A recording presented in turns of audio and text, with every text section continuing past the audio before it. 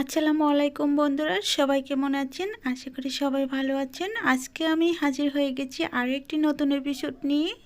আজকে আমি করে দেখাবো সাবুদানার পুডিং। আর এই পুডিংটা দেখতে যেমন সুন্দর, খেতেও কিন্তু অসম্ভব মজার একটা পুডিং।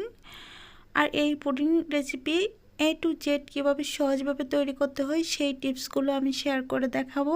আর ঈদের সময় যদি এরকম একটা পুডিং রেসিপি আপনারা খাবারের টেবিলে রাখেন তাহলে কিন্তু মন্দ হবে না। তো এই রেসিপিটি তৈরি করতে কিন্তু খুবই সোজা। আপনারা যদি ভিডিওটা টেনে টেনে না দেখে পুরোপুরি দেখেন তাহলেই বুঝতে পারবেন। তো চলুন কথা না বাড়িয়ে আমরা মূল রেসিপি দিকে চলে যাচ্ছি, ততক্ষণে সাথেই থাকবেন। পুডিংটি রেডি করার জন্য প্রথমে আমি একটি চুলায় প্যান বসিয়ে দিয়েছি আর এখানে দিয়ে দিচ্ছি চিনি। আমি চিনিটা দিয়ে একটা ক্যারামেল তৈরি করে নিব। তার জন্য প্যানটা হাই হিটে গরম করে তারপর চিনিটা দেওয়ার পর ক্যারামেলটা এমনি এমনি হতে শুরু করবে। তো একটা জিনিস খেয়াল রাখতে হবে, প্যানটা যদি গরম করে দেন তাহলে ক্যারামেলটা হতে খুব সহজ হবে। এই তো আমার ক্যারামেলটা প্রায় তৈরি হয়ে গেছে। দেখেন এখন গোল্ডেন ব্রাউনটা একটা কালার চলে এসেছে। আর একটু কালার চলে আসলে আমি নামিয়ে নেব। আর এটা বেশি পুড়ে ফেলা যাবে না, এতে করে ক্যারামেলটা তিতো হয়ে যাবে। তো আমার ক্যারামেলটা রেডি হয়ে গেছে। এখন আমি ক্যারামেলটা নামিয়ে নেব। ওদিকে আমি একটা পুডিং মোল্ড নিয়ে নিয়েছি আর আমি মোল্ডে ঢেলে নেব, ঢেলে তারপর সেট করে নেব। এই তো দেখেন আমি মোল্ডে ঢেলে নিচ্ছি। আর এই কাজটা খুব দ্রুত করতে হবে, তা না হলে শক্ত হয়ে যাবে ঠান্ডা। এখন আমি এই মোলটা এক সাইড করে রেখে দিয়ে তারপর ক্যারামেলের মিশ্রণটা তৈরি করে নেব। এখন আমি এটা সাইড করে রেখে দিচ্ছি। তারপর প্রথমে আমি এখানে নিয়ে নিচ্ছি 3টি ডিম। আমি নর্মাল রুম টেম্পারেচারে 3টি ডিম নিয়ে নিচ্ছি। আর আপনারা যদি ফ্রিজ থেকে ডিমগুলো বের করে নেন তাহলে ডিমটা আরও আধা ঘন্টা আগেই বের করে রাখতে হবে। তো আমি এখন ডিমটি অন্য একটা বাটিতে ফেটিয়ে নেব, ভালো করে ফেটিয়ে নিতে হবে। আর ডিমটা ফাটানোর জন্য বড় সাইজের একটা বোল নিয়ে নিচ্ছি আমি। তারপরে এখানে দিয়ে দিচ্ছি 1/3 কাপ চিনি। আমি এখানে চিনিটা আমার স্বাদ মতো ইউজ করছি, আপনারা চাইলে কমিয়ে বাড়িয়ে নিতে পারেন। তারপর আমি চিনিটা দেওয়ার পর একটা হ্যান্ড উইক্সের সাহায্যে আমি চিনিটাকে ভালোভাবে ডিম আর চিনি ফেটিয়ে নিচ্ছি। আর এটা ততক্ষণই ফেটাতে হবে যতক্ষণ না কালারটা পরিবর্তন হয়ে আসছে। আমি এটা একটা কালার চলে আসা পর্যন্ত ফেটিয়ে নিব। তো ফেটিয়ে নেওয়া হয়ে গেছে। এখন আমি একটু মেপে দেখাচ্ছি অন্য একটা বাটিতে। আর যেই বাটি দিয়ে আমি মেপে নিচ্ছি ডিমটা, ঠিক সেই বাটি দিয়ে আমি 1 বাটি দুধ নিয়ে নেব। মানে সমান সমান করে নিতে হবে, এতে করে পুডিংটা ভালো হবে। এখন আমি এটা ঢেলে রাখছি। তারপরে এই বাটি দিয়ে 1 বাটি দুধ আমি এখানে দিয়ে দিব।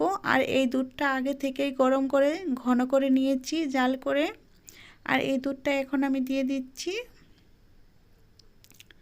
দুধ দেওয়া হয়ে গেলে এটা আমি একটা হ্যান্ড উইক্সের সাহায্যে আবার ভালোভাবে মিশিয়ে নিব। মিশিয়ে নেওয়া হয়ে গেলে এখন আমি দিয়ে দিব ভ্যানিলা এসেন্স। আপনারা চাইলে অন্য কোনো ফ্লেভার অ্যাড করতে পারেন, এলাচ গুঁড়ো অথবা অন্য যে কোনো ফ্লেভার। আমি ভ্যানিলাটাই দিয়ে দিচ্ছি। দিয়ে দেওয়ার পর মিশিয়ে নিচ্ছি। মিশিয়ে নেওয়া হয়ে গেলে আমি একটা ছাঁকনির সাহায্যে মিশ্রণটা ভালোভাবে ছেঁকে নিব। এতে করে ভিতরে যদি কোনো লাঞ্চ থাকে তাহলে বেরিয়ে আসবে। দেখেন ডিমটা ছাকার পর অনেকগুলো লাঞ্চ বের হয়ে এসেছে। এটা আমি সাইড করে রেখে দিলাম। এখন আমি ক্যারামেল রেডি করার জন্য সাবুদানা সিদ্ধ করে নিব। আমি এখানে নিয়েছি 1/3 কাপ সাবুদানা। আর আমি এখানে নিয়েছি ছোটো দানার সাবুদানা, আপনারা চাইলে বড় দানার সাবুদানাটাও নিতে পারেন।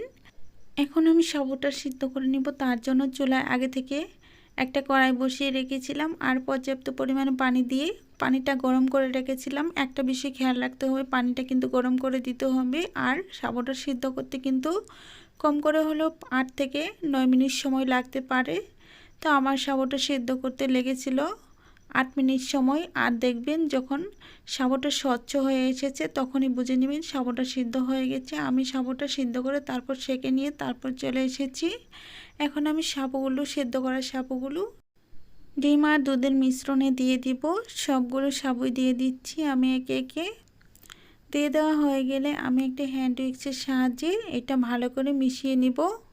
মিশিয়ে নেওয়া হয়ে গেলে আমি সেট করে রাখা পুডিং মোল্ডে ডিম দুধের মিশ্রণটা ঢেলে দেব।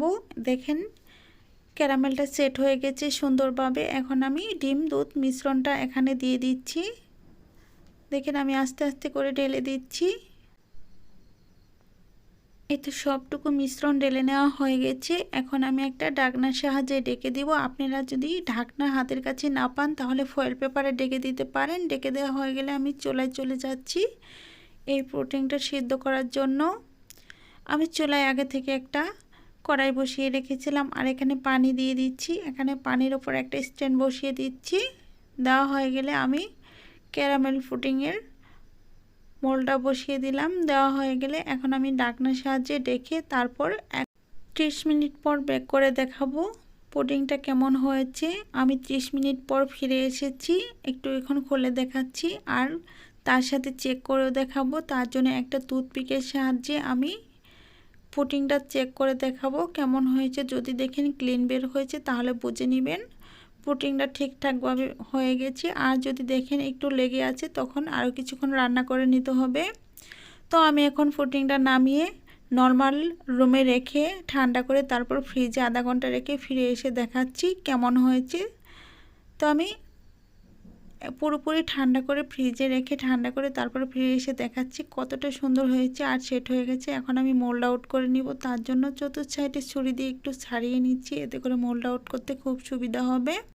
এই কাজটা খুব সাবধানে করতে হবে, এতে করে ভেঙে যাওয়ার চান্স থাকবে বেশি। তো আমার ছাড়িয়ে নেওয়া হয়ে গেছে। এখন আমি একটা প্লেটে সার্ভ করে দেখাচ্ছি কেমন হয়েছে। আমি মোল্ডের উপর একটা প্লেট রেখে উল্টো করে আমি মোল্ড আউট করে নিব। দেখেন আমি কীভাবে মোল্ড আউট করে নিচ্ছি। খুব আস্তে করতে হবে, এতে করে ভেঙে যাওয়ার চান্স থাকে। আমি একটু টেপ করে নিচ্ছি যাতে করে ছাড়িয়ে নিতে খুব সুবিধা হয়। দেখেন আমি খুব আলতো হাতে মোল্ড আউট করে নিচ্ছি। আপনারা কিন্তু ঝাঁকাঝাঁকি করতে যাবেন না, এতে করে ভেঙে যাওয়ার চান্স থাকবে। তো দেখেন কত সুন্দর হয়েছে সাবুদানা পুডিং রেসিপিটি। আপনারা চাইলে এই আসছে ঈদে এই পুডিং রেসিপিটি মিষ্টি খাবারের তালিকাতে রাখতেই পারেন। আর এরকম একটা পুডিং রেসিপি যদি আপনারা মিষ্টি খাবারের তালিকাতে রাখেন অবশ্যই খেয়ে কিন্তু সবাই প্রশংসা করবে। আর খেতে কিন্তু এটা অসম্ভব মজার আর বানাতেও কিন্তু খুব সহজ। এখন আমি একটু কেটে দেখাচ্ছি, দেখেন কতটা নরম হয়েছে আর খুব আলতো হাতেই কেটে যাচ্ছে। তো এভাবে যদি আপনারা বাড়িতে বাচ্চা ছোটো বড় সকলের জন্য রেডি করেন খেয়ে কিন্তু অবশ্যই প্রশংসা করবে। দেখেন একটু তুলে দেখাচ্ছি কতটা নরম হয়েছে, একদম নরম তুলতুলে একটা পুডিং রেসিপি। তো আমি বলছি যদি আমার চ্যানেলে নতুন হয়ে থাকেন আর আজকের রেসিপিটি যদি ভালো লেগে থাকে প্লিজ দয়া করে আমার চ্যানেলটি সাবস্ক্রাইব করে দিবেন আর পাশে থাকা বেল বাটনটি অন করে রাখবেন প্রতিদিনের রেসিপি সবার আগে পাওয়ার জন্য। আর তার সাথে বলছি লাইক কমেন্ট শেয়ার করতে কিন্তু একটুও বলবেন না। তো আমি এখন একটু কেটে দেখাচ্ছি কেমন হয়েছে। দেখেন অনেক সুন্দর হয়েছে। তো আজ এই পর্যন্তই, ভালো থাকবেন সুস্থ থাকবেন এই কামনা করে বিদায় নিচ্ছি। খোদা হাফেজ।